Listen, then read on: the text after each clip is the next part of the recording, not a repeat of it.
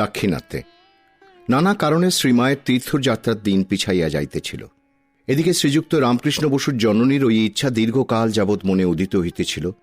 বিশেষত শ্রীমাকে একবার তাহাদের উড়িষ্যার জমিদারির কোঠারে লইয়া গিয়া কিছুদিন রাখার আকাঙ্ক্ষা তাহার বলবতী ছিল। অতএব স্থির হইল 1317 সালের 18 অগ্রহায়ণ শ্রীমা কোঠারে যাইবেন এবং তাহার সহযাত্রী হইবেন গোলাপ মা, রামকৃষ্ণবাবুর মা ও খুড়িমা, ছোট মামি ও রাধু এবং শকুল মহারাজ, স্বামী আত্মানন্দ, কৃষ্ণলাল মহারাজ, স্বামী ধীরানন্দ, রামকৃষ্ণবাবু প্রভৃতি পুরুষ ভক্তগণ। শ্রীমা ও তাহার সঙ্গিনীগণকে একখানি দ্বিতীয় শ্রেণীর গাড়িতে তুলিয়া দেওয়া হইল এবং পুরুষগণ মধ্য শ্রেণীতে উঠিলেন। ভদ্রক স্টেশনে শ্রীমৎ প্রেমানন্দ মহারাজের ভ্রাতা তুলসীরামবাবু যানবাহন আদি সহ উপস্থিত ছিলেন। তিনি তাহাদিওকে ভদ্রকের কাছারি বাড়িতে লইয়া গিয়া কিছুক্ষণ বিশ্রাম করাইলেন এবং পরে পালকি প্রভৃতি দ্বারা 8-9 ক্রোশ দূরবর্তী কোঠারে পাঠাইয়া দিলেন। কিছুদিন পরে স্বামী অচলানন্দ আসিয়া যোগ দিলেন। এখানে ইহারা প্রায় 2 মাস বেশ আনন্দে ছিলেন, কিন্তু পরের বাড়িতে দীর্ঘকাল আবদ্ধ অবস্থায় থাকায় ছোট মামির পাগলামি বৃদ্ধি পাইল। সুতরাং শ্রীমা তাহাকে জয়রামবাটি পাঠাইয়া দিলেন। দলের মধ্যে শ্রীমায়ের যতগুলি দীক্ষিত সন্তান ছিলেন তাহাদের একজন 2 মাস যাবৎ মাছ খাইতেন না। তাহার যুক্তি এই যে শ্রীমা যখন খান না তখন তিনিও খাইবেন না, কিন্তু মা একদিন জোর করিয়াই তাহার পাতে মাছ দিয়া খাইতে বলিলেন। ভক্ত তখনকার মতো সে আদেশ পালন করিলেন, কিন্তু বিকালে ওই বিষয়ে বিচারের অবতারণা করিয়া শ্রীমাকে প্রশ্ন করিলেন, আপনি কেন খান না? মা উত্তর দিলেন, আমি কি এক মুখে খাই? বোকামি করো না, আমি বলছি খাবে। সেদিন হইতে ভক্তের দ্বিধা দূরীভূত হইল। শিলং হইতে আগত 3 জন ভক্তেরও শ্রী সুরেন্দ্রকান্ত সরকার, শ্রী হেমন্ত কুমার মিত্র ও শ্রী বীরেন্দ্র কুমার মজুমদারের দীক্ষা হইল। কোঠারের পোস্টমাস্টার দেবেন্দ্রনাথ চট্টোপাধ্যায় ঘটনাচক্রে যৌবনে খ্রিস্ট ধর্ম অবলম্বন করিয়াছিলেন। অধুনা তিনি বিশেষ অনুতপ্ত ও স্বধর্মে ফিরিয়া আসিতে ব্যগ্র হইয়া সকলের নিকট পরামর্শ চাহিতে লাগিলেন। ক্রমে ভক্তদের মুখে শ্রীমা ওই কথা শুনিয়া বিধান দিলেন যে সরস্বতী পূজার পূর্বদিন দেবেন্দ্রবাবু রামবাবুদের গৃহদেবতা রাধাশ্যামচাঁদজির সম্মুখে যথাবিধি প্রায়শ্চিত্ত সমাপনান্তে গায়ত্রী ও যজ্ঞোপবীত গ্রহণ করিলেই পুনঃব্রাহ্মণত্বে প্রতিষ্ঠিত হইবেন।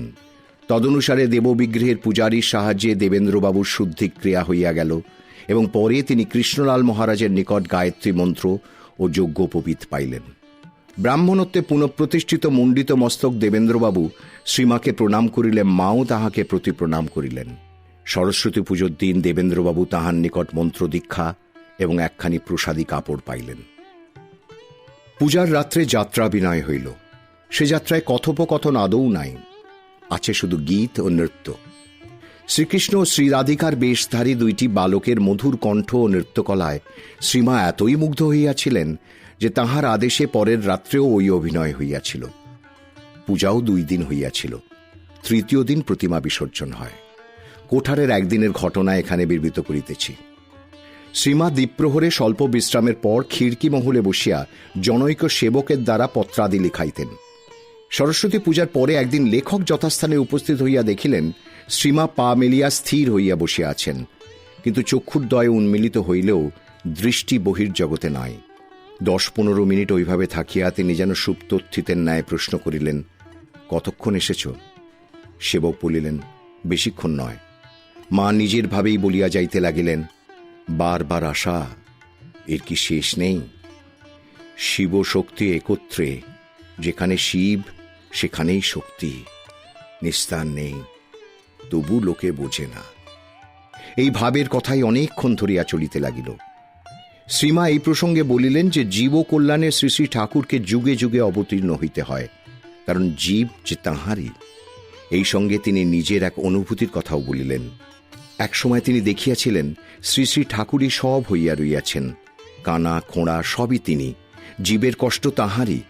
তাই শ্রীমাকেও সেই কষ্ট নিবারণে প্রবৃত্ত হইতে হয়।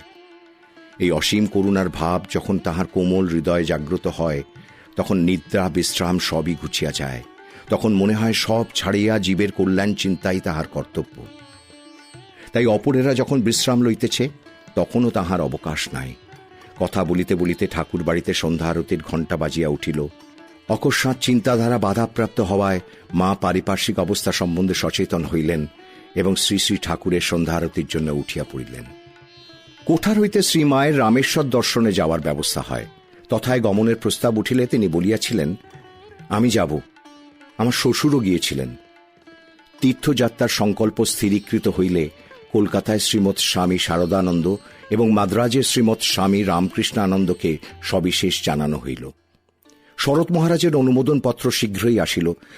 রামকৃষ্ণানন্দজিও দাক্ষিণাত্য ভ্রমণের সর্বপ্রকার দায়িত্ব গ্রহণে স্বীকৃত হইয়া শ্রীমাকে সাদর আমন্ত্রণ জানাইলেন। তদনুসারে শ্রীমায়ের সহিত কৃষ্ণলাল মহারাজ, শকুল মহারাজ, গোলাপ মা, রামবাবুর মা ও খুড়িমা, রাধু এবং পূর্বোক্ত সেবকের যাওয়া স্থির হইল। বিদায়ের পূর্বে শ্রীমা ছোট মামিকেও দেশ হইতে আনাইয়া লইলেন। কোয়ালপাড়া কেদারনাথ দত্ত মহাশয়ের জননীয় সঙ্গে চলিলেন। সমস্ত আয়োজন ঠিক হইয়া গেলে ইহারা মাঘ মাসের শেষে একদিন দক্ষিণগামী মাদ্রাজ মেলে উঠিয়া বসিলেন। রামকৃষ্ণবাবু তাহাদের সহিত খুর্দা রোড পর্যন্ত যাইয়া পুরী চলিয়া গেলেন। খুর্দা রোডের পরে কিয়দ্দূর অগ্রসর হইয়া গাড়ি বিস্তীর্ণ চিল্কা হ্রদের ধারে ধারে চলিল। তখন প্রভাতের মৃদুবন্দ সমীরণে হ্রদের বক্ষে বিচিমালা অপূর্ব ছন্দে নৃত্য করিতেছে। সদ্য জাগ্রত বকসমূহ আহারান্বেষণে স্বল্প জলে ঘুরিয়া বেড়াইতেছে, অথবা বিচিত্র মাল্যকারে নীলাকাশে উড়িতেছে। হ্রদের মধ্যে মধ্যে ক্ষুদ্র ক্ষুদ্র দ্বীপ, উহাদের আশেপাশে নীলকণ্ঠাদি বিহক কুল উড়িয়া বেড়াইতেছে। শ্রীমা নীলকণ্ঠ পক্ষী দেখিয়া করজোরে প্রণাম করিলেন এবং বালিকার ন্যায় আনন্দ করিতে লাগিলেন। ক্রমে সূর্যোদয়ের সঙ্গে সঙ্গে হ্রদ বক্ষ হইতে নানা আকারের বাষ্প রাশি উঠিতে লাগিল। গাড়ি হু হু করিয়া ছুটিয়াছে, আর যাত্রীরা জানালা দিয়া হ্রদের এই সৌন্দর্য এবং পরে উভয় পার্শ্বের বৃক্ষাদি সমাকুল দৃশ্য দেখিতে দেখিতে চলিয়াছেন। এইভাবে আন্দাজ 8টার সময় তাহারা গঞ্জাম জেলার বহরমপুরে উপনীত হইলেন। রামকৃষ্ণানন্দজির ব্যবস্থানুসারে কেলনার কোম্পানির বাঙালি ম্যানেজার স্টেশনে উপস্থিত হইয়া সমাদরপূর্বক সকলকে স্বগৃহে লইয়া গেলেন। অপরাহ্নে সেই গৃহে অনেক তদ্দেশীয় ভক্তের সমাগম হইল। সকলে শ্রীমায়ের সম্মুখে কদলী ও নারিকেল আদি ফল স্থাপনপূর্বক সাষ্টাঙ্গ প্রণাম করিলেন। যাত্রীবৃন্দ পরদিন প্রাতে আবার ট্রেনে উঠিয়া বসিলেন। অপরাহ্নে ওই অঞ্চলের স্বাস্থ্যনিবাস ওয়ালটেয়ার শহর চক্ষে পড়িল। পাহাড়ের গায়ে স্তরে স্তরে বিন্যস্ত ভবনগুলি দেখিয়া শ্রীমা সোল্লাসে বলিলেন, দেখো দেখো, ঠিক যেন ছবির মতো। পরদিবস দ্বীপ্রহরে তাহারা মাদ্রাজে পৌঁছিলেন। মাদ্রাজ স্টেশনে শশী মহারাজ স্বামী রামকৃষ্ণানন্দ শ্রীমা ও তাহার সঙ্গীদিগকে লইয়া যাইবার জন্য সদল বলে উপস্থিত ছিলেন এবং ময়লাপুর অঞ্চলে তাহাদের জন্য একখানি দ্বিতল বাড়ি ভাড়া করিয়া রাখিয়াছিলেন। রেলগাড়ি হইতে অবতরণের পর জয়ধ্বনি ও গম্ভীর হর্ষ সহকারে মাকে ওই বাড়িতে লইয়া যাওয়া হইল। তিনি এখানে প্রায় 1 মাস ছিলেন। এই সময় মধ্যে তাহাকে নগরের বহু দ্রষ্টব্য স্থানে লইয়া যাওয়া হয়। প্রায় প্রতি সায়াহ্নে তিনি ভ্রমণে বাহির হইতেন। এইরূপে একদিন মৎস্যাগার দেখিতে যান। উহা তখনও অসম্পূর্ণ ছিল। এতদ্ব্যতীত কোনোদিন সমুদ্র তীর, কোনোদিন কপালেশ্বর শিবের মন্দির বা বৈষ্ণবদের পার্থসারথীর মন্দির, কোনোদিন কিল্লা প্রভৃতি বহু স্থান তিনি দর্শন করিয়াছিলেন। কিল্লা দেখিতে যাইয়া তিনি সর্বপ্রথম রিকশা গাড়িতে চড়েন। তাহার বাসগৃহে আসিয়া নারী বিদ্যালয়ের মহিলারা একদিন তামিল ভজন শোনাইয়াছিলেন এবং কুমারীরা সুন্দর বেহালা বাজাইয়াছিলেন। মাদ্রাজে অনেক দক্ষিণ দেশীয় পুরুষ ও স্ত্রী ভক্ত মায়ের নিকট দীক্ষা লইয়াছিলেন। ভারতীয় আধ্যাত্মিক সংস্কৃতির ঐক্যবশতই হোক অথবা মাতা ঠাকুরানের ভাব প্রকাশের অদৃষ্টপূর্ব শক্তি প্রভাবেই হোক, অপর কাহারও সাহায্য ব্যতীতই তিনি মন্ত্র, জপপ্রণালী ও ধ্যানের প্রক্রিয়া প্রভৃতি দীক্ষিত দিগকে বুঝাইয়া দিতে পারিতেন। তবে দীক্ষা ভিন্ন অন্য সময় ভাব বিনিময়ের জন্য দোভাষীর প্রয়োজন হইত। কিছুদিন পরে রামেশ্বর দর্শনাভিলাষে ঠাকুরের ভ্রাতুষ্পুত্র শ্রীযুক্ত রামলাল দাদা মাদ্রাজে উপস্থিত হইলে যখন স্থির হইয়া গেল যে সকলে মাদুরায় মীনাক্ষী দেবীর দর্শনে যাত্রা করিবেন, ঠিক তখনই রামকৃষ্ণবাবুর খুড়িমা অসুস্থ হইয়া পড়ায় যাত্রা আপাতত স্থগিত রহিল। পরে যখন দেখা গেল নিরাময় হওয়া সময় সাপেক্ষ, তখন সেখানেই রোগিণীর শুশ্রূষাদির বন্দোবস্ত করিয়া বাকি সকলে রাত্রে গাড়িতে মাদুরাভিমুখে চলিলেন। শশী মহারাজের সুব্যবস্থায় সকলেই দ্বিতীয় শ্রেণীতে স্থান পাইলেন এবং মাতা ঠাকুরের সেবা যাহাতে পূর্ণাঙ্গ হয় তাহা দেখিবার জন্য তিনি স্বয়ং সঙ্গে চলিলেন। প্রত্যুষে মাদুরাই পৌঁছাইয়া তাহারা স্থানীয় মিউনিসিপ্যালিটির চেয়ারম্যানের বাটিতে আতিথ্য গ্রহণ করিলেন। মাদুরা নগর বৈকই নদীর তীরে অবস্থিত। মন্দিরটি অতি প্রাচীন ও বিশাল। স্থাপত্য নৈপুণ্যে সমগ্র ভারতে উহার স্থান অতি উচ্চে। উহার গোপুরম বা প্রবেশদ্বারগুলি উচ্চতা, গাম্ভীর্য ও শিল্পকলায় পথচারীর নয়ন মন হরণ করে এবং মন্দিরের সর্বত্র খোদিত পৌরাণিক ঘটনাবলী ধর্মপ্রাণ হিন্দু মাত্রকে দীর্ঘকাল মুগ্ধ করিয়া রাখে। মন্দির মধ্যে সুন্দরেশ্বর স্বামী নামক শিবলিঙ্গ প্রতিষ্ঠিত এবং মীনাক্ষী দেবীর মূর্তি বিরাজিত। এমন নয়নাভিরাম দেবী মূর্তি ভারতে বড় বিরল। সুন্দরেশ্বর ও মীনাক্ষীর লীলাবিলাসের জন্য মন্দির মধ্যে কতকগুলি মণ্ডপ আছে। তন্মধ্যে সহস্রস্তম্ভ মণ্ডপ ও বসন্ত মণ্ডপ সুপ্রসিদ্ধ। মন্দির পাশে প্রস্তর নির্মিত শিবগঙ্গা নামক জলাশয় আছে। শ্রীমা প্রভৃতি সকলে অপরাহ্নে উহাতে স্নানান্তে দেবদর্শন আদি করিলেন এবং স্থানীয় প্রথানুসারে শিবগঙ্গার তীরে নিজ নিজ নামে প্রদীপ জ্বালাইয়া দিয়া বাসস্থানে প্রত্যাবর্তন করিলেন। মাদুরায় অবস্থানকালে তাহারা তিরুমল নায়কের প্রাসাদ এবং তেপ্পাকুলম নামক সুবৃহৎ সরোবর, যাহা লম্বায় 1000 ফুট ও চওড়ায় 950 ফুট প্রভৃতিও দেখিয়াছিলেন। রাজভবনটি এখন জজের আদালত রূপে ব্যবহৃত হয়। এই প্রস্তর নির্মিত প্রাসাদের বিশাল ছাদ 125টি স্তম্ভের উপর স্থাপিত। সরোবরের মধ্যস্থলে একটি ক্ষুদ্র দ্বীপ আছে। এই সকল দেখিয়া শ্রীমা হৃষ্টচিত্তে বলিয়াছিলেন, কি সব ঠাকুরের লীলা! মাদুরা হইতে ইহারা রামেশ্বরাভিমুখে যাত্রা করিয়া দ্বিপ্রহরের গাড়িতে মণ্ডপম নামক স্থানে উপস্থিত হইলেন। সেখান হইতে স্টিমার যোগে সমুদ্রের খাড়ি অতিক্রম করিয়া পাম্বান দ্বীপে পদার্পণ করিলেন। বন্দর হইতে পুনর্বার রেলগাড়িতে চড়িয়া রামেশ্বর তীর্থ পৌঁছতে রাত্রি প্রায় 11টা বাজিয়া গেল। সেখানে পূর্ব ব্যবস্থা অনুযায়ী তাহারা পাণ্ডা গঙ্গারাম পীতাম্বরের সংগৃহীত একখানি ভাড়া বাড়িতে উঠিলেন। রাত্রে রামেশ্বরকে শুধু উদ্দেশ্যে প্রণাম করিয়া যাত্রীরা পরদিন প্রত্যুষে সমুদ্র স্নানান্তে মন্দিরে উপস্থিত হইলেন। রামেশ্বরের প্রস্তরময় মন্দিরটি বিশালত্বে বোধহয় অদ্বিতীয়। গর্ভ মন্দিরকে ঘিরিয়া পরপর 3টি মহলে 3টি পরিক্রমা রহিয়াছে। বাহিরের মহলে অবস্থিত পরিক্রমাটি প্রস্থে 17 ফুট এবং পূর্ব পশ্চিমে 642 ফুট ও উত্তর দক্ষিণে 395 ফুট লম্বা। মধ্যেরটি যথাক্রমে 500 ফুট ও 300 ফুট। এইরূপে 3 মহলে বিভক্ত মন্দিরের প্রবেশপথে অত্যুচ্চ গোপুরম। এই বিরাট স্থানের প্রতি অংশ সুন্দর ভাস্কর্যে পরিপূর্ণ। মন্দিরের প্রত্যেক মহলে দেবতার বিবিধ লীলা প্রস্তরে খোদিত রহিয়াছে। বাহিরের মহলদ্বয় অতিক্রম করিয়া রামেশ্বরের মহলে প্রবেশ করিলে প্রথমে দেখা যায় প্রায় 1 তোলা সমান উচ্চ প্রস্তরের বৃষ বা নন্দী। তাহার নিকটে এক উচ্চ স্তম্ভ।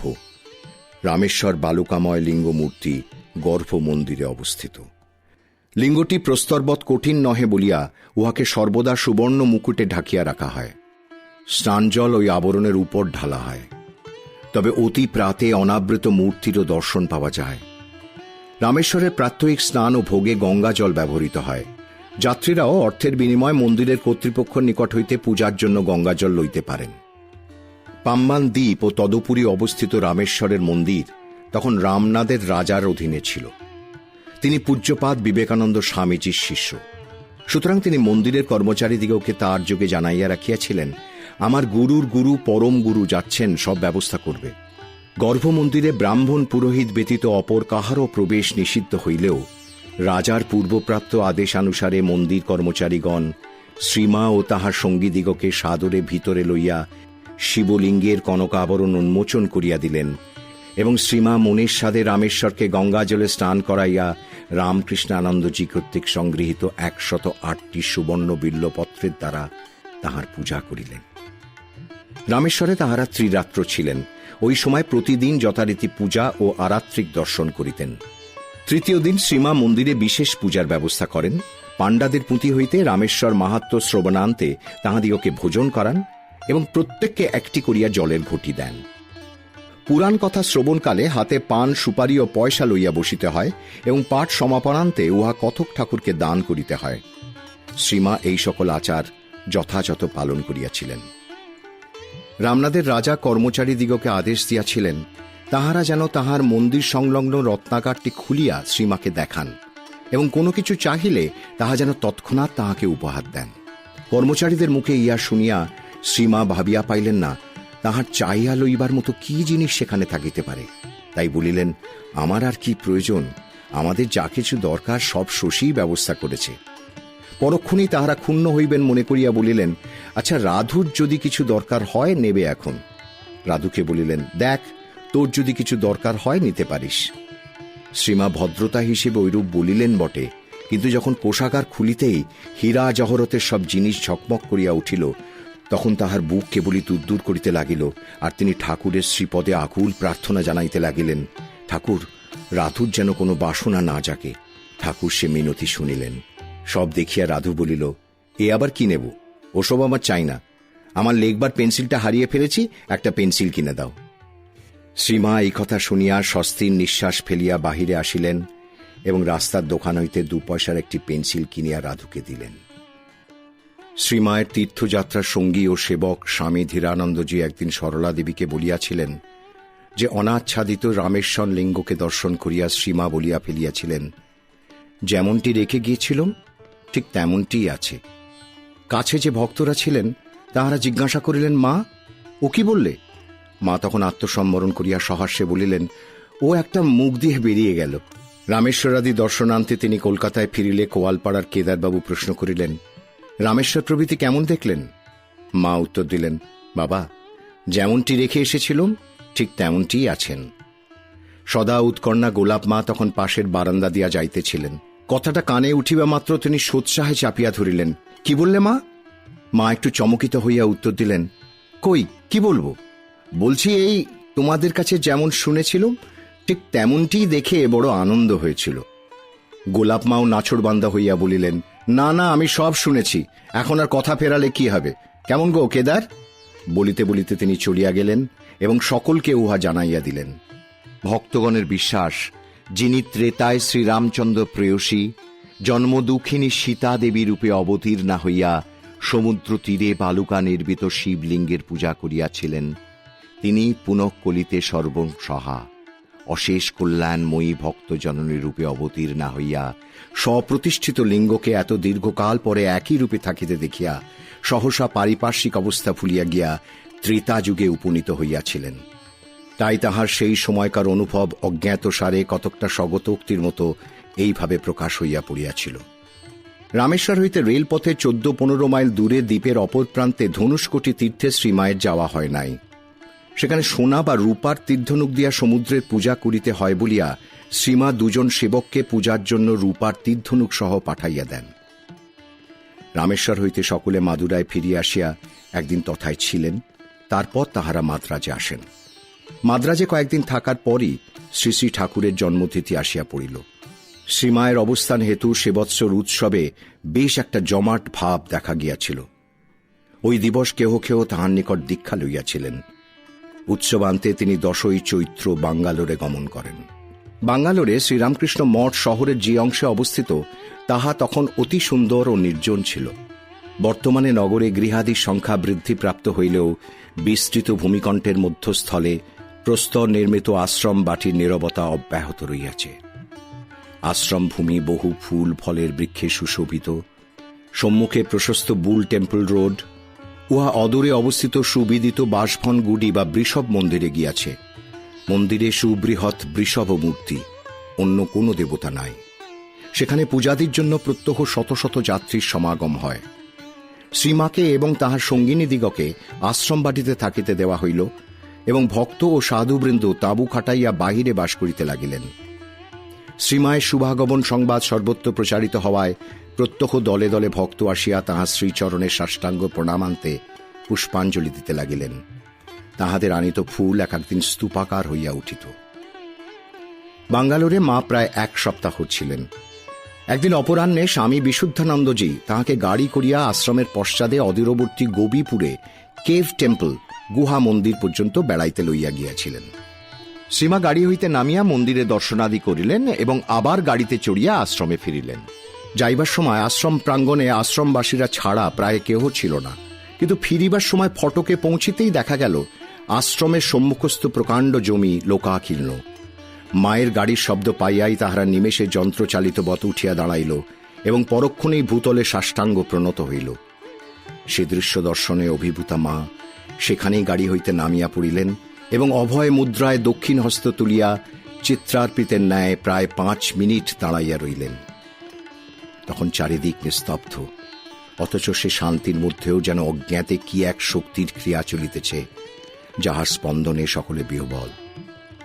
একটু পরে শ্রীমা ধীরে ধীরে আশ্রম বাটিতে যাইয়া শ্রী শ্রী ঠাকুরের সম্মুখে বড় ঘরে উপবেশন করিলেন। ভক্তগণ আসিয়া বসিলেন। এখানেও সেই মৌন ব্যাখ্যান, অথচ তাহারই ফলে সমস্ত সংশয়ের নিরাশ। সেই নিবিড় নীরবতা ভঙ্গ করিয়া শ্রীমা পার্শ্ববর্তী বিশুদ্ধানন্দজিকে বলিলেন, এদের ভাষা তো জানি না, দুটি কথা বলতে পারলে এরা কত শান্তি পেত।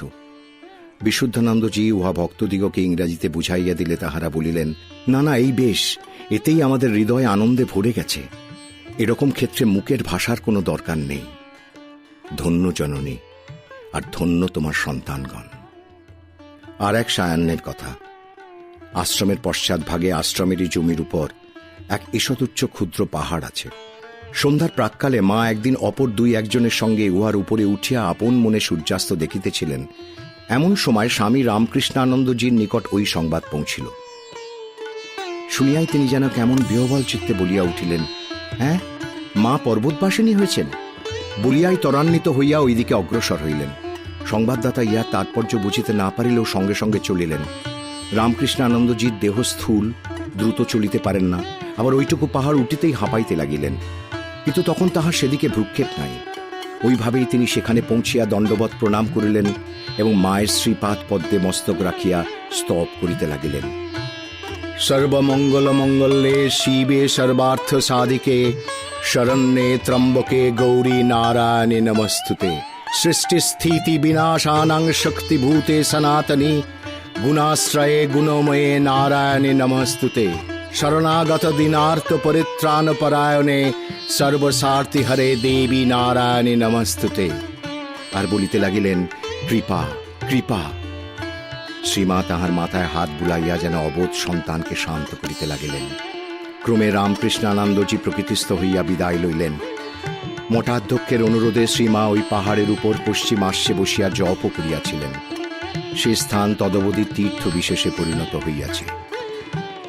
বাঙ্গালোরে একটি কৌতুকাবহ ঘটনাও ঘটিয়াছিল। একদিন শ্রীমা বড় ঘরের এক পার্শ্বে সাধারণ পরিচ্ছদে অনাড়ম্বরভাবে বসে আছেন এবং ওই দেশীয় স্ত্রী ভক্তেরা আসিয়া তাহাকে দর্শন করিতেছেন। ইহাদের সঙ্গে এক সম্ভ্রান্ত পরিবারের মহিলা মূল্যবান বস্ত্রালঙ্কারে ভূষিত হইয়া তথায় আসিলেন এবং গৃহের কেন্দ্রস্থানে আসন লইলেন।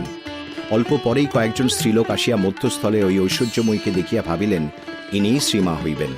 অতএব তাহাকে প্রণাম করিতে উদ্যত হইলেন। মহিলাটি তখন দেশীয় ভাষায় আপত্তি জানাইতে লাগিলেন। নবাগতারা তথাপি নিরস্ত না হইয়া তাহার চরণ ধরিতে অগ্রসর হইলেন। তখন ধনিক বধূ উঠিয়া দাঁড়াইলেন এবং উচ্চৈশ্বরে নিষেধ করিতে থাকিলেন, কিন্তু ততক্ষণে সকলে তাহাকে ঘিরিয়া ফেলিয়াছে এবং সকলেই প্রথম স্পর্শের জন্য উদ্গ্রীব। অগত্যা তিনি কোনো প্রকারে সে বুহ ভেদ করিয়া বাহিরে চলিয়া গেলেন। মা ও দূরে বসিয়া সমস্তই দেখিলেন এবং ভাষা অবদ্ধ হইলেও ব্যাপার সহজেই বুঝিতে পারিলেন। সুতরাং ঐশ্বর্যের এবং বিধ বিড়ম্বনায় তিনি মৃদু হাস্য করিলেন।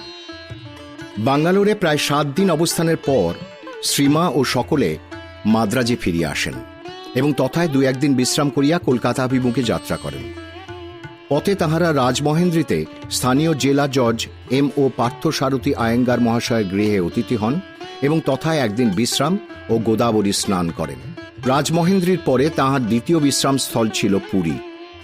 এখানে এবার তিনি ক্ষেত্রবাসীর মঠে না থাকিয়া সমুদ্রের নিকট বলরাম বাবুদেরই অপর গৃহ শশী নিকেতনে 3-4 দিন ছিলেন। অবশেষে তিনি 28শে চৈত্র কলকাতায় পৌঁছিলেন।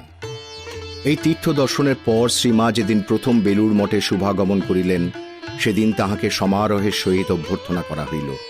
দীর্ঘকাল তীর্থ ভ্রমণের ফলে তাহার মন তখন বেশ প্রফুল্ল এবং শরীরও সুস্থ। ইহাতে ভক্তদের হৃদয়েও অপূর্ব আনন্দের সঞ্চার হইয়াছে। বিশেষত দক্ষিণ দেশে তাহার উপস্থিতি এবং অব্যক্ত বাণীর যে মহিমা প্রকটিত হইয়াছে, তাহার সংবাদ কাহারও অবিদিত ছিল না। সুতরাং শ্রী শ্রী জগদম্বাকে প্রাণের ভক্তি জ্ঞাপন করিবার জন্য তখন সকলেই সমুৎসুক। মঠের প্রবেশদ্বারে মঙ্গল ঘট ও কদলী বৃক্ষ স্থাপিত হইল এবং পথের উভয় পার্শ্বে শতাধিক ভক্ত শ্রেণীবদ্ধ হইয়া করজোড়ে দাঁড়াইলেন।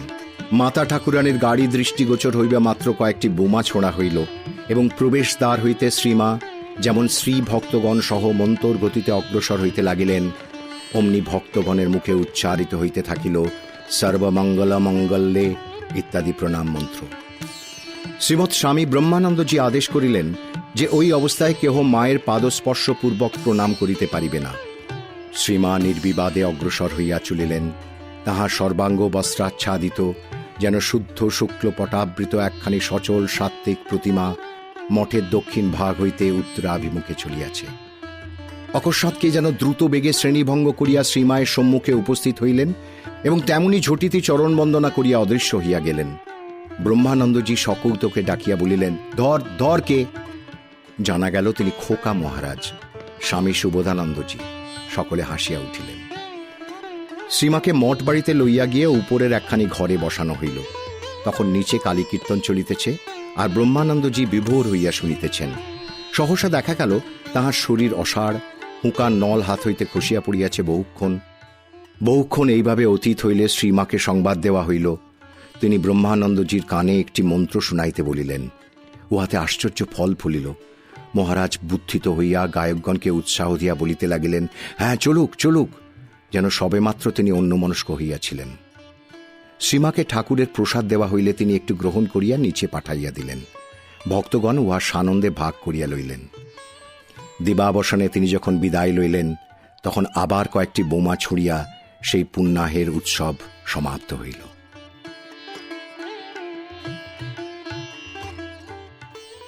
দৃষ্টিকোণ। রাধারানী অর্থাৎ রাধু তখন বিবাহযোগ্য হইয়াছে। সুতরাং তাহাকে পাত্রস্থা করিবার জন্য শ্রীমা 1318 সালের 3রা জ্যৈষ্ঠ জয়রামবাটি রওনা হইলেন এবং 5ই জ্যৈষ্ঠ কোয়ালপাড়া পৌঁছিলেন। কোয়ালপাড়ার গুরুত্ব তখন খুবই বাড়িয়া গিয়াছে। 1316 সাল হইতে 1326 সাল পর্যন্ত কলকাতা যাতায়াতের পথে শ্রীমা এখানে কিয়ৎক্ষণ বিশ্রাম করিতেন, বলিতেন, এ আমার বৈঠকখানা। জয়রামবাটিগামী মাতৃদর্শনাকাঙ্ক্ষী ভক্তগণ সেখানে থাকিতেন। আশ্রমবাসীরা শ্রীমায়ের অতীব অনুরক্ত ছিলেন এবং সর্বদা সর্বতোভাবে তাঁহার সেবার জন্য প্রস্তুত থাকিতেন। এবার শ্রীমা আসিতেছেন জানিয়া আশ্রমবাসীরা বাণুজ্যে পুকুরের ঘাটে তালপাতার বেড়া দিয়া, নূতন ঠাকুর ঘর সুসজ্জিত ও বারান্দা বস্ত্রাবৃত করিয়া এবং রাস্তা পরিষ্কৃত, বস্ত্রাচ্ছাদিত ও পুষ্পাকীর্ণ করিয়া তাহার পথ চাহিয়াছিলেন। তিনি আসিয়াই শীঘ্র স্নানাহার শেষ করিলেন এবং একটু বিশ্রামের পর রাধুকে লইয়া পালকিতে উঠিলেন। যাত্রার পূর্বে আশ্রমবাসীদিগকে স্নেহার্ত স্বরে বলিলেন, দেশে এখন তো তোমাদের ভরসাই ভরসা। এখানে দেখছি ঠাকুর তাহলে বসেছেন, আমাদের সকলেরও পথের বিশ্রামের স্থান হল। একে একে সকলে প্রণাম করিলে তিনি তাহাদের মাথায় হাত দিয়া বলিলেন, মধ্যে মধ্যে সকলে জয়রামবাটি যেও, বিশেষ করে রাধুর বিয়েতে সব যেতে হবে। সেখানে আমার সব কাজকর্ম তোমাদের দেখতে হবে।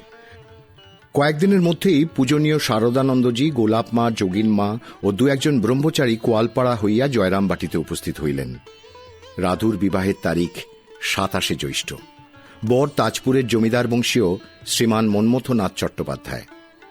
চাটুর্যেতের তুলনায় শ্রীমায়ের পিতৃকুল দরিদ্র, কিন্তু মাতৃসেবক শ্রীমৎ শারদানন্দজি মায়ের সন্তোষ বিধানার্থে মুক্ত হস্তে অর্থ ব্যয় করিয়া রাধুকে জমিদার বধূর মতোই সাজাইলেন। বিবাহের আয়োজনও তদনুরূপ হইল। সুযোগ বুঝিয়া বরপক্ষীয়েরা প্রত্যেক বিষয়ের জন্য শারদানন্দজির নিকট হইতে বহু গুণ অর্থ আদায় করিলেন।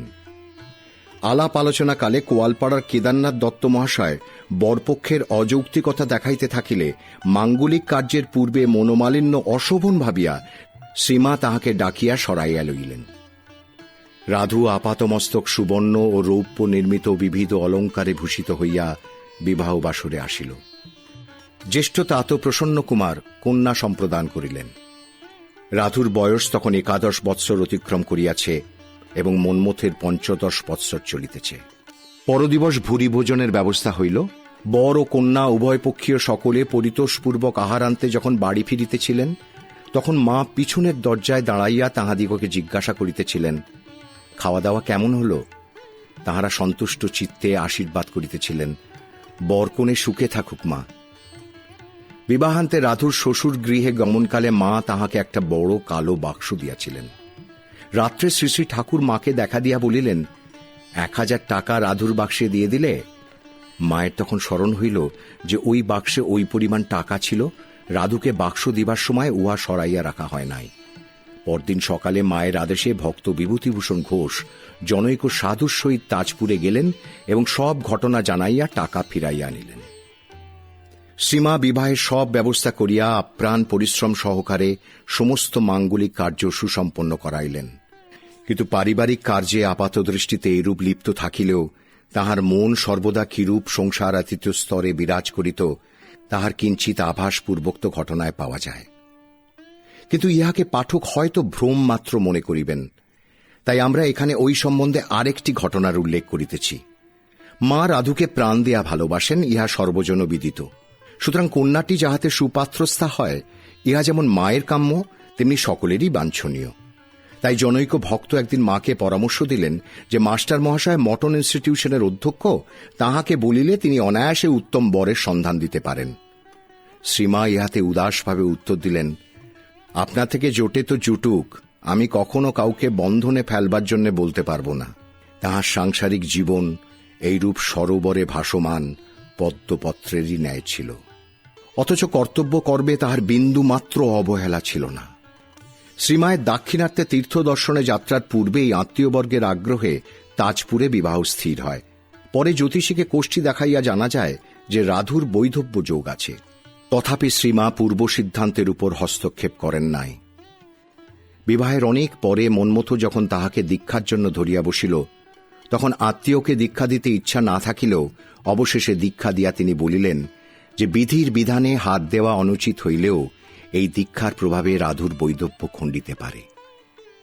রাধুর বিবাহের কিঞ্চিদধিক 2 মাস পরে 4 ভাদ্র ইংরাজি 21 আগস্ট 1911 খ্রিস্টাব্দ শ্রীরামকৃষ্ণ সংঘের এক উজ্জ্বল মুকুটমণি খসিয়া পড়িল। স্বামী রামকৃষ্ণানন্দজি কলকাতায় উদ্বোধনে মহাপ্রয়াণ করিলেন। দেহরক্ষার কয়েকদিন পূর্বে তিনি শ্রীমাকে দেখিতে চাইয়াছিলেন এবং শ্রীমাকে লইয়া যাইবার জন্য জয়রামবাটিতে লোক আসিয়াছিল, কিন্তু অনেক ভাবিয়া তিনি যান নাই। রামকৃষ্ণানন্দজি দাক্ষিণাত্যে তাহার যে আপ্রাণ সেবা করিয়াছিলেন, তাহা তখনও তাহার চক্ষে জাজ্জল্যমান ছিল। এইরূপ অনুরক্ত সন্তানের দেহত্যাগ তিনি জননী হইয়া কিরূপে দাঁড়াইয়া দেখিবেন? আর উদ্বোধনের মতো স্বল্পায়তন বাটিতে তিনি সদল বলে উপস্থিত হইলে রোগীর আরাম না হইয়া অসুবিধাই ঘটিবে। এই সমস্ত কথা ভাবিয়া তিনি আগত ব্যক্তিকে ফিরাইয়া দিলেন।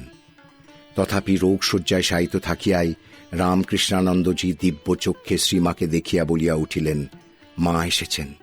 পরে তাহার মনোভাব অবলম্বনে গিরিশবাবু একখানি মাতৃসঙ্গীত রচনা করিয়া দিলে উহা শুনিয়া তিনি তৃপ্তি লাভ করিলেন এবং অচিরে চিরকালের মতো চক্ষু মুদ্রিত করিলেন। সে সংবাদ জয়রামবাটিতে পৌঁছিলে শ্রীমা সকাতরে বলিলেন, শশীটি আমার চলে গেছে, আমার কোমর ভেঙে গেছে। ওই বৎসর জগদ্ধাত্রী পুজো উপলক্ষে কোয়ালপাড়ার ভক্তগণ উত্তম শাক সবজি প্রভৃতি লইয়া জয়রামবাটি উপস্থিত হইলে শ্রীমা প্রসন্ন মুখে বলিলেন, এখানে তরকারিপাতি সবসময় মেলে না, মাঝে মাঝে বড় মুশকিলে পড়তে হয়, তা ঠাকুরই এখন তোমাদের দিয়ে সব যোগাবেন দেখছি। ভক্তগণ পূজার কয়দিন মায়ের আদেশানুসারে সর্বপ্রকার কার্য করিয়া যখন ফিরিতে উদ্যত হইলেন, তখন তিনি তাহাদের জন্য মুড়কি, নাড়ু প্রভৃতি বিস্তর প্রসাদ বাঁধিয়া দিলেন। তদবধি শ্রীমা যখনই দেশে থাকিতেন, কোয়ালপাড়া হইতে সপ্তাহে 2-3 দিন নিয়মিতভাবে তাহার জন্য শাক সবজি আসিত। কোয়ালপাড়া আশ্রমের অবস্থা তখন ভালো নহে, কায়িক ক্লেশে আশ্রম চালাইতে হইত। সুতরাং দৈনিক কার্য সমাপনান্তে কর্মীতে 2-1 জন হাট অথবা আশ্রমের বাগান হইতে সংগৃহীত তরকারি মস্তকে বহিয়া জয়রামবাটিতে পৌঁছাইয়া দিতেন। আবার সেখানে গিয়াও প্রয়োজন বোধে অন্য স্থান হইতে শ্রীমায়ের জন্য নুন, তেল, মশলা, আটা প্রভৃতি কিনিয়া ওইভাবেই লইয়া আসিতেন। ভক্তগণ যখন পৌঁছিতেন, শ্রীমা হয়তো তখন বিশ্রাম করিতেছেন, তাই শয্যায় শায়িত থাকিয়াই তিনি দেখাইয়া দিতেন কোন জিনিস কোথায় রাখিতে হইবে। শুনিয়া শুনিয়া ভক্তেরাও শিখিয়া গিয়াছিলেন, অতঃপর আপনা হইতেই সব গুছাইয়া রাখিতেন। সব ঠিক হইয়া গেলে তাহারা বিদায় লইবার জন্য যখন শ্রীমাকে প্রণাম করিতেন, তখন তিনি এই বলিয়া আশীর্বাদ করিতেন, তোমাদের চৈতন্য হোক, ভক্তি বিশ্বাস হোক, এবং পথে খাইবার জন্য তাহাদের বস্ত্র প্রান্তে মুড়ি বাঁধিয়া দিতেন। ভক্তগণ উহা খাইতে খাইতে সন্ধ্যাকালে কোয়ালপাড়া যাত্রা করিতেন। ফলত এই কয় বৎসর কোয়ালপাড়ার আশ্রম শ্রীমায়ের সংসারের মতোই ছিল, উহা তখনও শ্রীরামকৃষ্ণ মঠের অন্তর্ভুক্ত হয় নাই। জগদ্ধাত্রী পূজার পর শ্রীমায়ের কলকাতা যাওয়া স্থির হইয়াছিল, তাই তাহাকে লইয়া যাইবার জন্য স্বামী শারদানন্দজি ব্রহ্মচারী প্রকাশ মহারাজকে পূজার পূর্বেই জয়রামবাটি পাঠাইয়াছিলেন। অতঃপর 8ই অগ্রহায়ণ কলকাতা যাত্রার দিন ধার্য হইল। যাত্রার 2-4 দিন পূর্বে কোয়ালপাড়া আশ্রমের অধ্যক্ষ কেদারবাবু, পরের নাম স্বামী কেশবানন্দ, জনৈক তরুণ কর্মীর সহিত জয়রামবাটি যাইয়া মা ঠিক কখন কোয়ালপাড়ায় পৌঁছিবেন ও কিরূপ বন্দোবস্ত করা আবশ্যক ইত্যাদি জানিয়া লইলেন। মা তখন বসিয়া পান সাজিতেছিলেন। কাজের কথা সব শেষ হইলে তিনি বলিলেন, দেখো বাবা, তোমরা যখন ঠাকুরের জন্য ঘর এবং আমাদের পথের বিশ্রামের জন্য স্থান একটু করেছ, তখন এবার যাবার সময় ওখানে ঠাকুরকে বসিয়ে দিয়ে যাব। সব আয়োজন করে রেখো, পূজা, অন্নভোগ, আরতি সব নিয়মিত করতে থাকবে। শুধু স্বদেশী করে কি হবে? আমাদের যা কিছু সবের মূল ঠাকুর, তিনিই আদর্শ। যা কিছু করো না কেন, তাঁকে ধরে থাকলে কোনো বেচাল হবে না। কোয়ালপাড়া আশ্রমে তখন খুব স্বদেশী চর্চা হইত এবং ধ্যান, জপ, পূজা পাঠ অপেক্ষা তাঁত, চরকা ও স্বদেশী আন্দোলনের দিকেই বেশি ঝোঁক ছিল। কাজেই আশ্রমের উপর পুলিশের তীক্ষ্ণ দৃষ্টি ছিল। তাহারা প্রত্যহ আশ্রমে আসিয়া সংবাদ লইত এবং নবাগত ভক্তদের নাম ঠিকানাদি লিখিয়া লইয়া যাইত। আশ্রমাধ্যক্ষ ইহা সত্ত্বেও স্বদেশ মন্ত্রের সাধনায় রত ছিলেন, তাই শ্রীমায়ের কথা হঠাৎ মানিয়া লইতে পারিলেন না। অথচ প্রকাশ্যে আপত্তি করিতে সাহস না পাইয়া প্রকারান্তরে বলিলেন, স্বামীজি তো দেশের কাজ করতে খুব বলেছেন এবং দেশের যুবকদের উৎসাহিত করে নিষ্কাম কর্মের পত্তন করেছেন। তিনি আজ বেঁচে থাকলে কত কাজই না হতো। কেদারবাবু যুক্তির মুখে অজ্ঞাতসারে মায়ের হৃদয়ের অনেকগুলি তন্ত্রীতে আঘাত করায় নূতন যে সুর উত্থিত হইল, তাহাও পূর্বেরই ন্যায় মধুর ও সুগভীর এবং উচ্চ আধ্যাত্মিক সম্পদে ভরপুর। দত্তমশায়ের কথা শেষ হইতে না হইতে শ্রীমা বলিয়া উঠিলেন, ও বাবা, নরেন আমার আজ থাকলে কোম্পানি কি আজ তাকে ছেড়ে দিত, জেলে পুরে রাখত? আমি তা দেখতে পারতুম না। নরেন যেন খাপ খোলা তরোয়াল। বিলেত থেকে ফিরে এসে আমাকে বললে, মা, আপনার আশীর্বাদে এ যুগে লাফিয়ে না গিয়ে তাদের তৈরি জাহাজে চড়ে সে মুলুকে গিয়েছি এবং সেখানেও দেখলুম ঠাকুরের কি মহিমা। কত সজ্জন লোক আমার কাছে তার কথা মন্ত্রমুগ্ধের মতো আগ্রহ সহকারে শুনেছে এবং এই ভাব নিয়েছে, তারাও তো আমার ছেলে, কি বলো? সে প্রশ্নের উত্তর দিতে অপারক কেদারবাবু মৌন অবলম্বন করিলেন। তিনি প্রথম ভুল করিয়াছিলেন তাহার নিজের কার্যধারার অনুমোদনার্থ স্বামীজির দৃষ্টান্ত টানিয়া আনিয়া, এবং দ্বিতীয় ভুল করিয়াছিলেন স্বদেশী আন্দোলনকে বিদেশীর বিদ্বেষে পরিণত করিয়া। মায়ের কথা হইতে ইহাও অনুভব করিলেন যে সাধন ভজন না থাকিলে কর্ম ঠিক নিষ্কামভাবে করা যায় না। এই প্রসঙ্গে আমরা শ্রীমায়ের এই বিষয়ক দৃষ্টিভঙ্গির কিঞ্চিত আলোচনা এখানেই করিয়া রাখিতে চাই। 1324 সালে তাহার জয়রামবাটির নূতন বাটি প্রস্তুত হইয়া গিয়াছে। পূজার সময় তিনি ওই বাড়িতে আছেন এবং জনৈক ব্রহ্মচারীকে মামাদের ছেলে মেয়েদের জন্য নূতন কাপড় কিনিয়া আনিতে বলিয়াছেন। ইনি কোয়ালপাড়ার সাধু এবং তখনকার দিনের যুবকদের ন্যায় স্বদেশসেবী। সুতরাং তিনি সব দেশি কলের কাপড় কিনিয়া আনিলেন। উহা মোটা, পাড়ও সুন্দর নহে, কাজেই মেয়েদের উহা পছন্দ হইল না। তাহারা উহা ফেরত দিয়া মিহি কাপড় আনিতে বলিলে বিরক্ত হইয়া ব্রহ্মচারীজি বলিলেন, ওসব তো বিলিতি হবে, ও আবার কি আনব? শ্রীমা পার্শ্বেই ছিলেন। তিনি সব শুনিয়া একটু হাসিতে হাসিতে বলিলেন, বাবা, তারাও অর্থাৎ বিলাতের লোক তো আমার ছেলে, আমার সকলকে নিয়ে ঘর করতে হয়, আমার কি এক রোখা হলে চলে? ওরা যেমন যেমন বলছে তাই এনে দাও। অথচ কাহারও ভাবে আঘাত দেওয়া তাহার স্বভাব বিরুদ্ধ ছিল। তাই পরে বিদেশি বস্ত্রের প্রয়োজন হইলে তিনি উক্ত ব্রহ্মচারীকে না পাঠাইয়া অপরকে পাঠাইতেন। বিদেশীর প্রতি বিদ্বেষ তো দূরের কথা, তাহার সর্বগ্রাসী উদারতা তাহার নমনীয় মনকে সহসার সমস্ত সংকোচ ও সংকীর্ণতার ঊর্ধ্বে তুলিয়া বিদেশীর সহিত এক করিয়া ফেলিত। তাই এক ইস্টার উৎসবে নিবেদিতার মুখে ইংরেজি ধর্মসঙ্গীত শুনিয়া তিনি সমাধিস্থ হইয়াছিলেন। আর একদিন তাহার আদেশে নিবেদিতা ও খ্রিস্টান বিবাহ প্রথা বুঝাইবার জন্য যখন বর, কন্যা ও পুরোহিতের আচরণাদি ব্যাখ্যা করিতে করিতে বিবাহ মন্ত্র উচ্চারণ করিলেন, সুখে দুঃখে, সৌভাগ্যে দারিদ্র্যে, রোগে স্বাস্থ্যে যতদিন না মৃত্যু আমাদিগকে পৃথক করে, তখন মা সাগ্রহে বারবার ওই মন্ত্র শুনিলেন ও সাহ্লাদে বলিতে থাকিলেন, আহা, কি ধর্মী কথা গো! আবার কত সহজে তিনি বিদেশি আচারের সহিত নিজেকে মিলাইয়া ফেলিতেন। 1305 সালে শ্রীযুক্তা অলি বুল মায়ের ছবি তোলাইতে চাহিলে স্টুডিওতে যাওয়া বা অপরিচিত ফটোগ্রাফারের সম্মুখে ঘোমটা খোলা বিড়াশিলা মায়ের পক্ষে অসম্ভব বলিয়া তিনি প্রথমে অসম্মত হন, কিন্তু পরে অলিবুলের আকুল মিনতিতে অগত্যা মহিলা ফটোগ্রাফার আনিতে বলিলেন। তাহা যখন সম্ভব হইল না, তখন তিনি কোনো সাহেবকে আনিতে বলিলেন, কারণ সাহেবদের দেশে মেয়েদের ফটো তোলা নিত্যকার ব্যাপার। সাহেব আসিতে মা তাহার লজ্জাশীলতা কাটাইয়া ফটো তুলিতে বসিলেন। বিদেশীর সম্মুখে নিঃসংকোচ হইতে তাহার সংকোচ হইল না। শুধু এই পর্যন্তই নহে, স্বামী বিবেকানন্দজির 1898 খ্রিস্টাব্দের মার্চ মাসের একখানি পত্রে আছে, শ্রীমা এখানে অর্থাৎ কলকাতায় আছেন। ইউরোপিয়ান ও আমেরিকান মহিলারা সেদিন তাহাকে দেখিতে গিয়াছিলেন। ভাবিতে পারো, মা তাহাদের সঙ্গে একসঙ্গে খাইয়াছিলেন। ইহা কি অদ্ভুত ব্যাপার নয়? কিন্তু বিদেশীর প্রতি প্রীতি ও উদারতা থাকিলেও বিদেশীর অত্যাচারে চুপ করিয়া থাকা চলে না।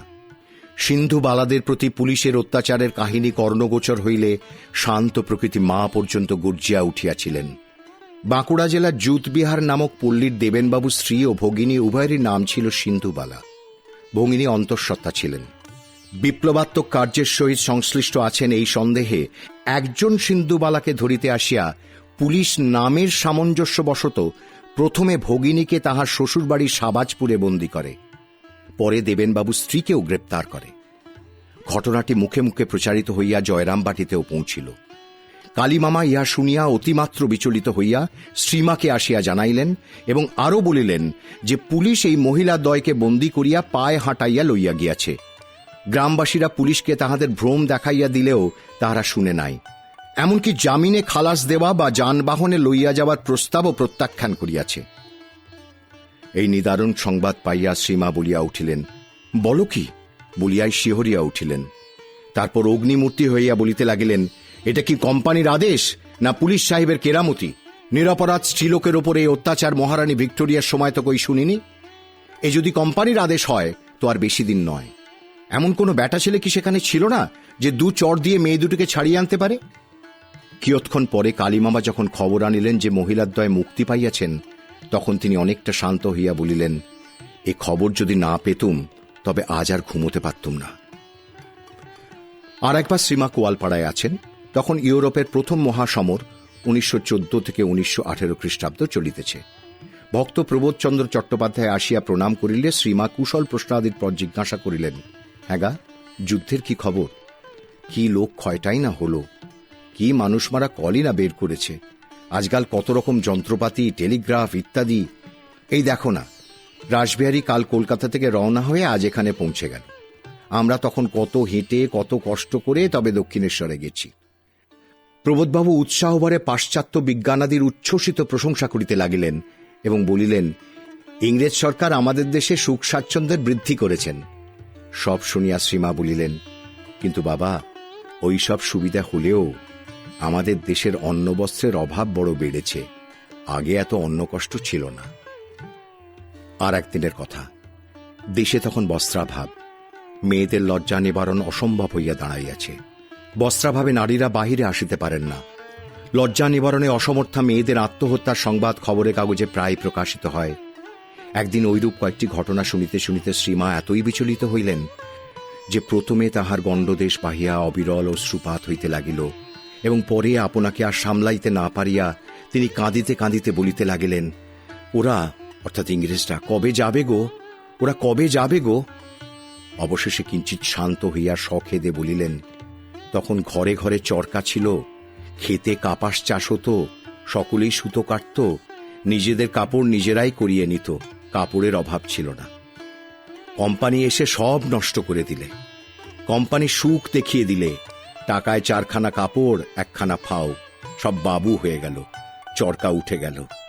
এখন বাবু সব কাবু হয়েছে। স্মরণ রাখা আবশ্যক যে মহাত্মা গান্ধীর চরকা ও অসহযোগ আন্দোলন তখনও আরম্ভ হয় নাই। শ্রীমায়ের হৃদয় দেশের দুঃখ দুর্দশায় বিচলিত হইত। সময় বিশেষে বিদেশি শাসকের শোষণ নীতির প্রতিবাদে তাহার চক্ষে অগ্নিস্ফুরণ কিংবা অশ্রু বিসর্জন হইত। কিন্তু সমস্ত দুঃখ দৈন্যের একমাত্র প্রতিকার রূপে তিনি সর্বদা শ্রীরামকৃষ্ণকে ধরিয়া থাকিতেন এবং অপরকেও তাহাই করিতে বলিতেন। বস্তুত তাহার সমস্ত চিন্তা ও কার্য ছিল রামকৃষ্ণ কেন্দ্রিক। তখন স্বদেশীর যুগ। তাই জনৈক দেশভক্ত যখন জিজ্ঞাসা করিলেন, মা, এদেশের দুঃখ দুর্দশা কি দূর হবে না? তখন শ্রীমা উত্তর দিয়াছিলেন, যে ঠাকুর ওই জন্যেই আসিয়াছিলেন। সুতরাং কোয়ালপাড়ার ভক্তদের কর্মোদ্যমে আকৃষ্ট হইলেও তিনি সিদ্ধান্ত করিয়াছিলেন যে আশ্রমের অধিষ্ঠাত্রী রূপে শ্রীরামকৃষ্ণেরই বিরাজমান থাকা আবশ্যক, নতুবা কর্মীরা অচিরে পথভ্রষ্ট হইতে পারেন। তাই তিনি কলকাতা যাইবার পথে আশ্রমে ঠাকুরকে প্রতিষ্ঠিত করিতে চাহিলেন। অগ্রহায়ণের আরম্ভ। তখন ভোরে খুব ঠান্ডা হইলেও শ্রীমাকে কোয়ালপাড়া গিয়া পূজা করিতে হইবে। তাই তিনি সূর্যোদয়ের পূর্বেই পালকিতে রওনা হইলেন। লক্ষ্মী দিদি, শ্রীমায়ের ভ্রাতুষ্পুত্রী মাখু ও রাধু এবং রাধুর স্বামী মন্মথ ভিন্ন ভিন্ন পালকিতে যাত্রা করিলেন।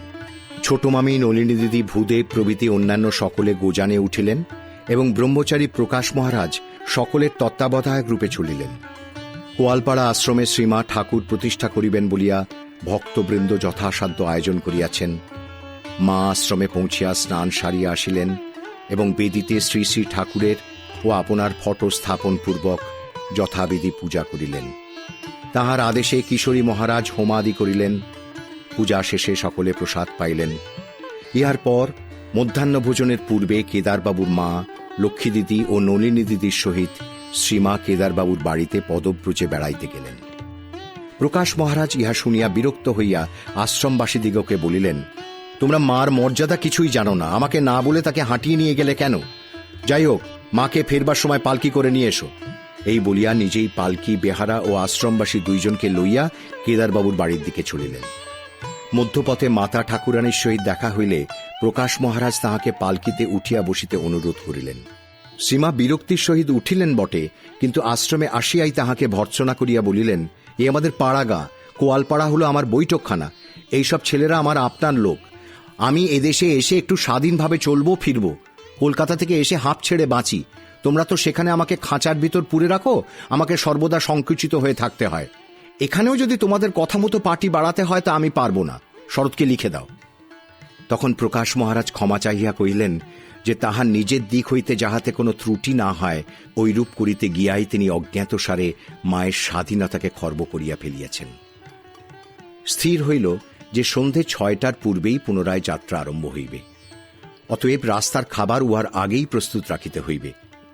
কিন্তু আশ্রমবাসীদের যথাশক্তি চেষ্টা সত্ত্বেও সময় মতো কাজ শেষ হইল না। প্রকাশ মহারাজ ইহাতে বিরক্ত হইতেছেন দেখিয়া আশ্রমবাসীরা পরামর্শ দিলেন যে কলকাতার যাত্রীরা রওনা হইয়া যাইতে পারেন, পরে যেমন করিয়াই হোক পথে খাবার পৌঁছাইয়া দেওয়া হইবে।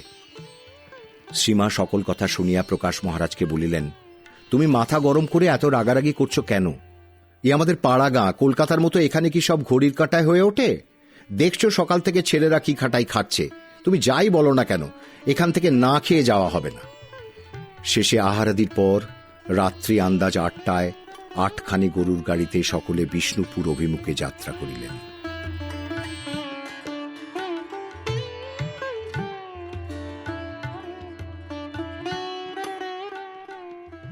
বেলুড় ও কাশী।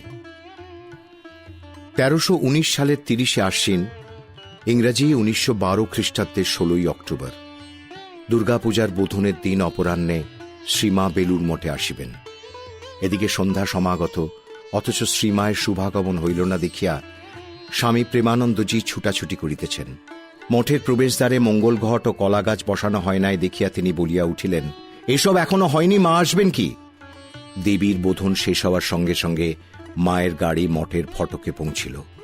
অমনি স্বামী প্রেমানন্দ প্রমুখ সাধু ভক্তবৃন্দ গাড়ির ঘোড়া ছাড়িয়া দিয়া উহার টানিয়া মঠ প্রাঙ্গণে লইয়া আসিলেন।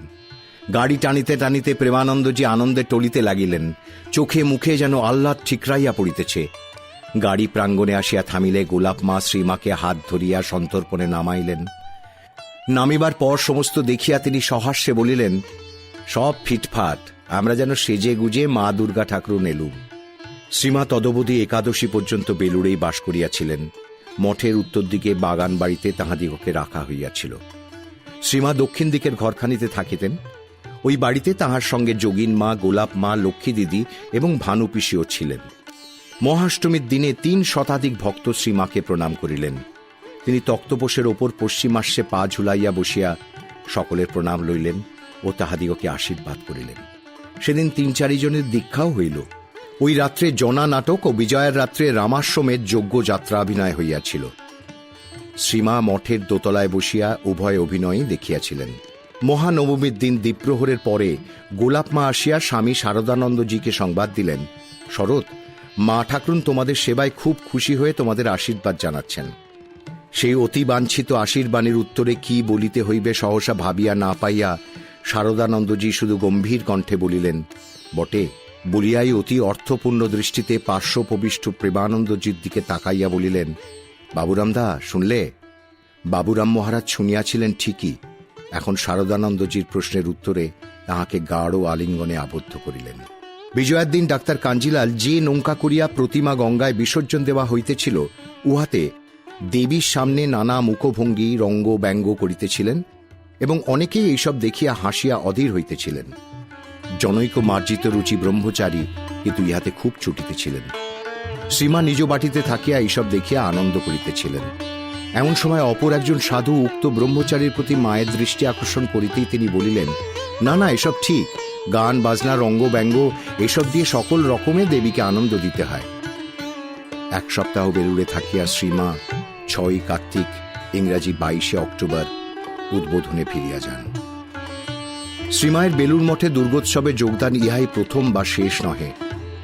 এই ঘটনার পূর্বে স্বামীজির সময় এবং পরে 1916 খ্রিস্টাব্দে তিনি পূজা দর্শন করিয়াছিলেন। বেলুড়ের সঙ্গে তাহার একটা প্রাণের সংযোগ ছিল।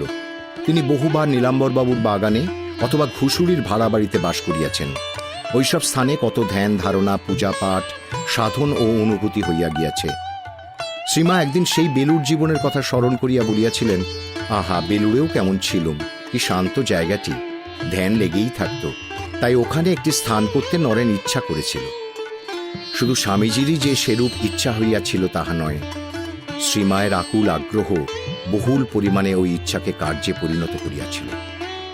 সন্ন্যাসীরা তাহা জানিতেন, আর জানিতেন মায়ের নিজস্ব স্বরূপ। সাক্ষাৎ জগদম্বার উপস্থিতি ব্যতীত তাহারা দেবী পূজাকে পূর্ণ মনে করিতে পারিতেন না। পূজার সংকল্প হইত তাহারই নামে, অদ্যাপি তাহাই হয়।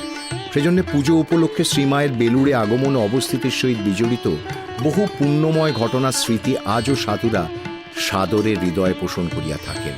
ওইগুলি তাহাদের নিকট বড়ই অনুপ্রেরণাপ্রদ। পূজার দিন শ্রী শ্রী মা মঠ প্রাঙ্গণে উপস্থিত হইলে সাধুগণ প্রতিমার পাদপদ্মে পুষ্পাঞ্জলি প্রদানের ন্যায় এই জীবন্ত দেবী শ্রীচরণে 2 হস্তে পুষ্পরাশি ঢালিয়া দিতেন। ইহা না করিতে পারিলে যেন তাহাদের পূজা অসম্পূর্ণ থাকিয়া যাইত। আবার পূজার কয়দিন সকলে শ্রীমায়ের মুখ চাহিয়া থাকিতেন।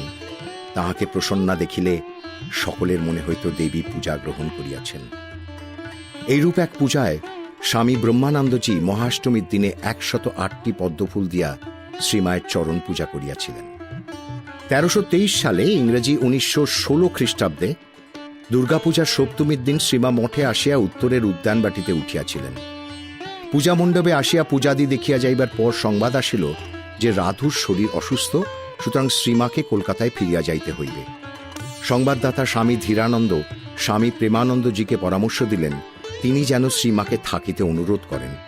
শুনিয়া প্রেমানন্দজি বলিলেন, মহামায়াকে কে বাবা নিষেধ করতে যাবে? তাঁর যা ইচ্ছে তাই হবে, তাঁর ইচ্ছের বিরুদ্ধে কে কি করবে? অবশ্য শ্রীমায়ের কার্যত যাওয়া হয় নাই, কারণ রাধু সুস্থ হওয়ায় তিনি ফিরিয়া যাইবার সংকল্প ত্যাগ করেন। সেবার অষ্টমীর দিন সকালে তিনি প্রতিমা দর্শনে আসিলেন। পার্শ্বেই মঠের সাধু ব্রহ্মচারীরা কুটনো কুটিতেছিলেন। শ্রীমা দেখিয়া বলিলেন, ছেলেরা তো বেশ কুটনো কোটে। কার্যরত জগদানন্দজি হাসিয়া বলিলেন, ব্রহ্মময়ীর প্রসন্নতা লাভই হল উদ্দেশ্য, তা সাধন ভজন করেই হোক আর কুটনো কুটেই হোক।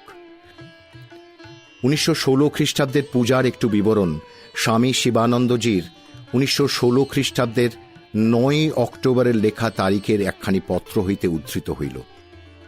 শ্রী শ্রী মা উপস্থিত থাকায় পূজা যেন সব প্রত্যক্ষ রূপে হইল। যদিও 3 দিন অনবরত বৃষ্টি ঝড়, তথাপি মার কৃপায় কোনো কার্যে বিঘ্ন হয় নাই। এমনকি ভক্তেরা যে সময় প্রসাদ পাইতে বসিয়াছে ঠিক সেই সময় বৃষ্টি খানিকক্ষণের জন্য ধরিয়া যাইত। সকলে দেখিয়া আশ্চর্য। পরে যোগীনমার কাছে শোনা গেল যে যখনই ভক্তেরা প্রসাদ পাইতে বসিত এবং বৃষ্টি এই এলো এলো, অমনি শ্রী শ্রী মা দুর্গা নাম জপ করিতে বসিতেন আর বলিতেন, তাই তো, এত লোক কি করে এই বৃষ্টিতে বসে খাবে? পাতা টাতা সব ভেসে যাবে, মা রক্ষা করো। মাও সত্য রক্ষা করিতেন। 3 দিনই ওই রকম। অষ্টমীর দিন সন্ধি পূজার পরে পূজনীয় শরৎ মহারাজ একজন ব্রহ্মচারীকে বলিলেন, এই গিনিটি মাকে দিয়ে প্রণাম করে আয়। ব্রহ্মচারী বুঝিলেন উল্টা। তিনি মনে করিলেন দুর্গা প্রতিমার সামনে প্রণামী দিতে হইবে, তাই নিঃসন্দেহ হইবার জন্য জিজ্ঞাসা করিলেন। শরৎ মহারাজ বলিলেন, ও বাগানে মা আছেন, তাঁর পায়ে গিনিটা দিয়ে প্রণাম করে আয়, এখানে তাঁরই পূজা হলো। আমরা বর্ণনার সুবিধার জন্য 1323 সালের দুর্গাপূজার কথা এখানেই শেষ করিলাম। 1319 সালের দুর্গাপূজার কিছুদিন পর শ্রীমা কাশীধামে উপস্থিত হন 20 কার্তিক, ইংরেজি 1912 খ্রিস্টাব্দের 5ই নভেম্বর। বেলা প্রায় 1টার সময় শ্রীরামকৃষ্ণ অদ্বৈতাশ্রমে পদার্পণের পর কিছুক্ষণ বিশ্রাম করিয়া তিনি পার্শ্ববর্তী বাগবাজারের দত্তবংশের নবনির্মিত বাটি লক্ষ্মী নিবাসে চলিয়া যান। এই বাড়িতে তিনি প্রায় 2.5 মাস ছিলেন। তাহার শুভাগমন হইবে বলিয়া গৃহস্বামীরা অল্পদিন পূর্বে গৃহপ্রবেশ কার্য সমাধা করিয়া রাখিয়াছিলেন। এইবার শ্রীমায়ের সহিত গোলাপ মা, জয়রামবাটির ভানু পিসি, কোয়ালপাড়ার কেদারবাবুর মা, মাস্টার মহাশয়ের স্ত্রী ও শ্যালিকা, মাস্টার মহাশয়, বিভূতিবাবু প্রভৃতি অনেকে আসিয়াছিলেন। বাড়ির প্রশস্ত বারান্দা দেখিয়া মা প্রশংসা করিয়া বলিলেন, ভাগ্যবান না হলে এমন হয় না, ক্ষুদ্র জায়গায় থাকলে মনও ক্ষুদ্র হয়, খোলা জায়গায় দিলও খোলা হয়। শ্রীমা ওই বাড়ির উপরে থাকিতেন, স্বামী প্রজ্ঞানন্দ প্রভৃতি পুরুষ ভক্তরা নিচে বাস করিতেন। পরদিনই সকালবেলা শ্রীমা পালকি করিয়া বিশ্বনাথ ও অন্নপূর্ণা দর্শনে যান। 24 কার্তিক শ্যামা পূজার পরদিন সকালে তিনি রামকৃষ্ণ মিশন সেবাশ্রমে পদধূলি দেন। ওই সময় পূজ্যপাদ ব্রহ্মানন্দজি, শিবানন্দজি, তুরিয়ানন্দজি, চারুবাবু, ডাক্তার কাঞ্জিলাল প্রভৃতি অনেকেই উপস্থিত ছিলেন। শ্রীযুক্ত কেদার বাবা, স্বামী অচলানন্দ, মাতা ঠাকুরানীর পালকির সঙ্গে সঙ্গে চলিয়া রোগীদের আবাস গৃহগুলি দেখাইলেন এবং প্রত্যেক গৃহের পরিচয় দিলেন। সমস্ত দেখা হইলে শ্রীমা উপবেশন করিলেন এবং কেদার বাবার সহিত কথা প্রসঙ্গে সেবাশ্রমের বাড়ি, বাগান ও ব্যবস্থা সম্বন্ধে অতিশয় সন্তোষ প্রকাশ করিলেন। তিনি বলিলেন, এখানে ঠাকুর নিজে বিরাজ করছেন আর মা লক্ষ্মী পূর্ণ হয়ে আছেন। ইহার পর তিনি জানিতে চাহিলেন, প্রথমে এই ভাব কাহার মাথায় আসিয়াছিল এবং কি রূপে সমস্ত পরিকল্পনা রূপ পরিগ্রহ করিল। সব শুনিয়া তিনি বলিলেন, স্থানটি এত সুন্দর যে আমার ইচ্ছে হচ্ছে কাশীতে থেকে যাই। তিনি বাসায় ফিরিবার কিয়ৎক্ষণ পরেই একজন ভক্ত সেবাশ্রমে আসিয়া অধ্যক্ষকে বলিলেন, শ্রী শ্রী মায়ের সেবাশ্রমে দান এই 10 টাকা জমা করে দেবেন। তাহার প্রদত্ত সেই 10 টাকার নোটখানি অমূল্য রত্নরূপে আজও সেবাশ্রমে সুরক্ষিত আছে। ওই দিন জনৈক ভক্ত তাহাকে প্রণাম করিতে গিয়া জিজ্ঞাসা করিলেন, মা, সেবাশ্রম কেমন দেখলেন? মা ধীরভাবে বলিলেন, দেখলুম ঠাকুর সেখানে প্রত্যক্ষ বিরাজ করছেন, তাই এসব কাজ হচ্ছে, এসব তারই কাজ। মায়ের এই অভিমত শ্রীমৎ স্বামী ব্রহ্মানন্দজির নিকট নিবেদিত হইলে তিনি উহার স্বামী শিবানন্দজিকে বলিলেন। ঠিক তখনই মাস্টার মহাশয় অদ্বৈত আশ্রমে আসিলেন। তাহার ধারণা ছিল যে সাধন ভজন দ্বারা ঈশ্বরলাভ না করিয়া সমাজ সেবায় ব্রতী হওয়া শ্রী শ্রী ঠাকুরের ভাবের অনুকূল নহে। ব্রহ্মানন্দজি ইহা জানিতেন, তাই তাহাকে আসিতে দেখিয়াই কয়েকজন ভক্ত ব্রহ্মচারীকে তাহার নিকট গিয়া জিজ্ঞাসা করিতে বলিলেন, মা বলেছেন সেবাশ্রম ঠাকুরের কাজ, ঠাকুর প্রত্যক্ষ রয়েছেন, আপনি কি বলেন? মাস্টার মহাশয়কে দেখিয়া সকলে একযোগে প্রশ্ন করিতে লাগিল। মহারাজও উহাতে যোগ দিলেন। তখন মাস্টার মহাশয় হাসিতে হাসিতে বলিলেন, আর অস্বীকার করবার জো নেই। ব্রহ্মানন্দজি প্রতিদিন সকালে বেড়াইতে বাহির হইয়া লক্ষ্মী নিবাসে যাইয়া গোলাপ মার নিকট শ্রী মায়ের কুশল প্রশ্নাদি করিতেন এবং পরে বালকের মতো রঙ্গ করিতেন। এইরূপে একদিন নিচের প্রাঙ্গণে উপস্থিত হইলে মাস্টার মহাশয় ঘর হইতে বাহিরে আসিলেন এবং উপরের বারান্দা হইতে গোলাপ মা বলিলেন, রাখাল, মা জিজ্ঞেস করেছেন আগে শক্তি পুজো করতে হয় কেন? মহারাজ উত্তর দিলেন, মার কাছে যে ব্রহ্মজ্ঞানের চাবি, মা কৃপা করে চাবি দিয়ে দৌড় না খুললে যে আর উপায় নেই।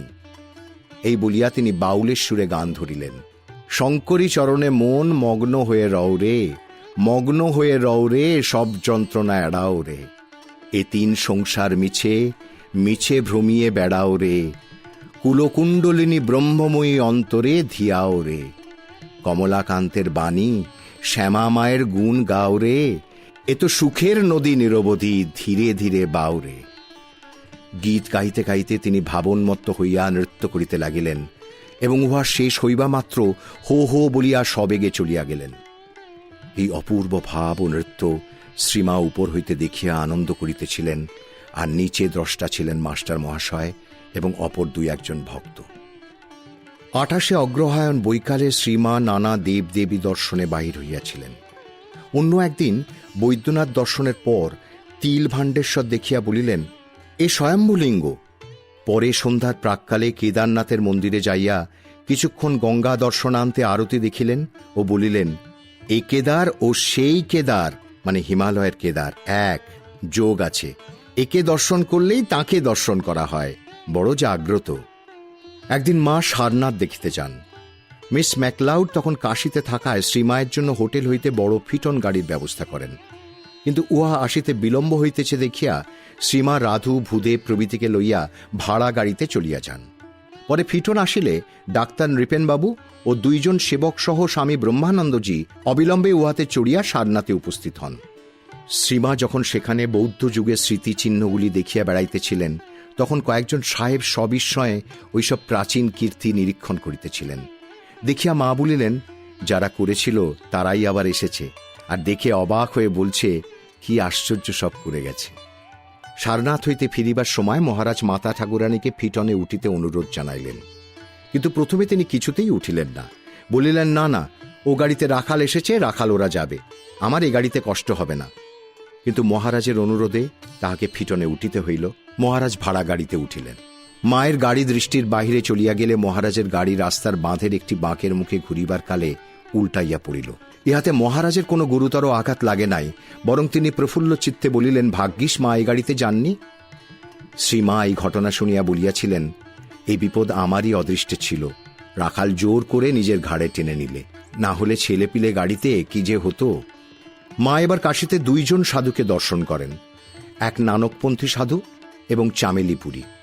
গঙ্গা তীরে নবাগত প্রথমোক্ত সাধুকে তিনি টাকা দিয়া প্রণাম করিয়া তাহার পদধূলি লইয়াছিলেন। অতি বৃদ্ধ সন্ন্যাসী চামেলিপুরীকে দর্শনকালে গোলাপ মা জিজ্ঞাসা করিলেন, কি খেতে দেয়? পুরীজি তদুত্তরে তেজ ও বিশ্বাসের সহিত বলিলেন, এক দুর্গা মাই দেতি হ্যায়, আর কোন দেতা? উত্তর শুনিয়া শ্রীমা খুব খুশি হইয়াছিলেন এবং বাড়ি ফিরিয়া বলিয়াছিলেন, আহা, বুড়োর মুখটি মনে পড়ছে, যেন ছেলে মানুষটির মতো। পরদিন তিনি তাহার জন্য কমলা লেবু, সন্দেশ ও একখানি কম্বল পাঠাইয়া দেন। আর একদিন অন্যান্য সাধু দেখিবার কথা উঠিলে তিনি বলিয়াছিলেন, আবার সাধু কি দেখব? ওই তো সাধু দেখেছি, আবার সাধু কোথা? ইহার পূর্বে শ্রীমা 2 বার কাশীতে আসিয়াছিলেন, কিন্তু অধিক দিন থাকেন নাই। এইবারে একটু দীর্ঘকাল থাকার সুযোগে তিনি কাশীখণ্ড শ্রবণ করেন এবং পূর্ববার অপেক্ষা অধিক দেবাদি দর্শন করেন। একদিন অদ্বৈতাশ্রমে রাসলীলা অভিনীত হয়। তিনি শ্রীকৃষ্ণ রাধিকার ভূমিকায় অবতীর্ণ বালকদ্বয়কে টাকা দিয়া প্রণাম করেন এবং তাহার দৃষ্টান্তে অপর অনেকে ঐরূপ করেন। আর একদিন তিনি ওই আশ্রমে প্রায় 2 ঘণ্টা যাবৎ একজন পাঠকের নিকট শ্রীমদ্ ভাগবত ব্যাখ্যা শ্রবণ করিয়া আনন্দিত হন। এতদ ব্যতীত তাহার আবাসস্থলে নিত্য অপরাহ্নে স্বামী গিরিজানন্দ তাহাকে ভাগবত শুনাইতেন। 30 ডিসেম্বর শ্রীমায়ের উপস্থিতিতে অদ্বৈতাশ্রমের সাড়ম্বরে তাহার জন্মতিথি উৎসব সম্পন্ন হয়। শ্রীমায়ের জীবনে উচ্চ ভাবস্রোত এবং পারিবারিক ব্যবহারের ধারা একই সঙ্গে এমনইভাবে চলিত যে নবাগত সাধারণ মানুষের পক্ষে উভয়কে পৃথক করা বা উহাদের স্ব গূঢ়ার্থ অনুভব করা দুঃসাধ্য ছিল। একদিন কাশীর কয়েকজন স্ত্রীলোক আসিয়া দেখেন শ্রীমা রাধু ভূদেব প্রভৃতিকে লইয়া খুব ব্যস্ত, আবার গোলাপমাকে নিজ ছিন্ন পরিধেয় বস্ত্র একটু সেলাই করিয়া দিতে বলিতেছেন। তাহারা এখানেও চিরপরিচিত সংসার লীলারই পুনরাবৃত্তি দেখিয়া বলিয়া ফেলিলেন, মা, আপনি দেখছি মায়ায় ঘোর বদ্ধ। অস্ফুট স্বরে শ্রীমা উত্তর দিলেন, কি করব মা, নিজেই মায়া। সে ইঙ্গিতের তাৎপর্য তাহারা নিশ্চয়ই বুঝিতে পারেন নাই। আর একদিন 3-4 জন মহিলা আসিলেন। শ্রীমা তখন বারান্দায় বসিয়া আছেন, আর গোলাপ মা প্রভৃতি এক পার্শ্বে উপবিষ্ট আছেন। গোলাপ মাকে ভব্যা ও প্রাচীনা দেখিয়া একটি স্ত্রীলোক শ্রীমা জ্ঞানে প্রণাম করিলেন ও কথা বলিতে উদ্যত হইলেন। গোলাপ মা ব্যাপার বুঝিতে পারিয়া বলিলেন, ওই উনিই মা ঠাকরুন। মায়ের সাদা সিধা চেহারায় মহিলা আকৃষ্ট না হইয়া ভাবিলেন গোলাপ মা রহস্য করিতেছেন। গোলাপ মা আবার বলায় অগত্যা প্রণাম করিতে যাইতে হইল। শ্রীমাও তখন রঙ্গ করিবার জন্য হাসিয়া কহিলেন, না না, ওই উনিই মা ঠাকরুন। স্ত্রীলোকটি তখন সমস্যায় পড়িলেন। উভয়ই একই কথা বলিতেছেন, সত্য নির্ণয়েরও উপায়ন্তর নাই। অবশেষে তিনি পূর্ব সিদ্ধান্ত অনুযায়ী গোলাপ মাকে মাতা ঠাকুরানী সাব্যস্ত করিয়া তাহার দিকে ফিরিলেন। তখন গোলাপ মা তাহাকে ধমক দিয়া বলিলেন, তোমার কি বুদ্ধি বিবেচনা নেই? দেখছো না মানুষের মুখ কি দেবতার মুখ? মানুষের চেহারা কি অমন হয়? বাস্তবিকই মায়ের সরল ও প্রসন্ন দৃষ্টিতে এমন একটা বৈশিষ্ট্য ছিল যাহা শতই আপন অসাধারণতা জ্ঞাপন করিত। কিন্তু যাহাদের মন সর্বতোভাবে সংসারেই আবদ্ধ, লোকাতীত বস্তুর ধারণামাত্র যাহাদের নাই, তাহারা উহা দেখিবে কি রূপে?